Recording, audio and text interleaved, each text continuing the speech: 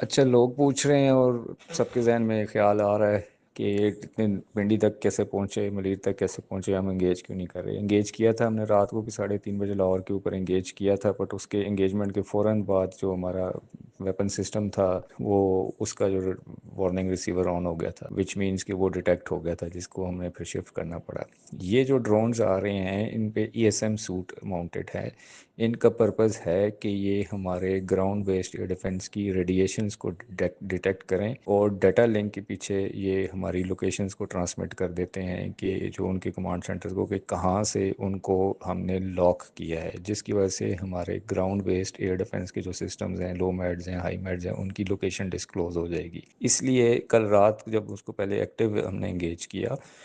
With hard किल, जिसको कहते हैं कि ड्रोन को हमने मिसाइल से मारा ग्राउंड बेस्ड एयर डिफेंस से, तो जिसके बाद जब हमें उसका थ्रेट का अंदाज़ा हुआ कि this is for this purpose they are being using Israeli drones हैं, तो that's why it was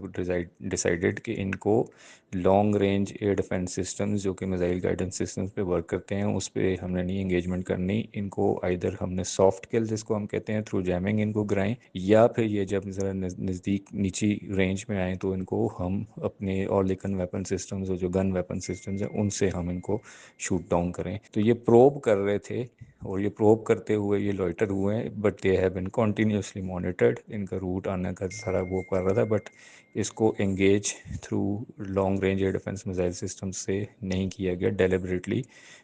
to avoid the detection of own systems. Henceforth जब से वो अपनी रेंज से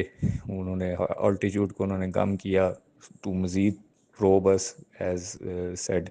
इन दी लैंग्वेज के ट्रॉल करने के लिए, वो करने के लिए, तो उसमें फिर हमने उनको जो एक एक गन से और लेकिन एक एक गन से उनमें उनको कराया। Thank you.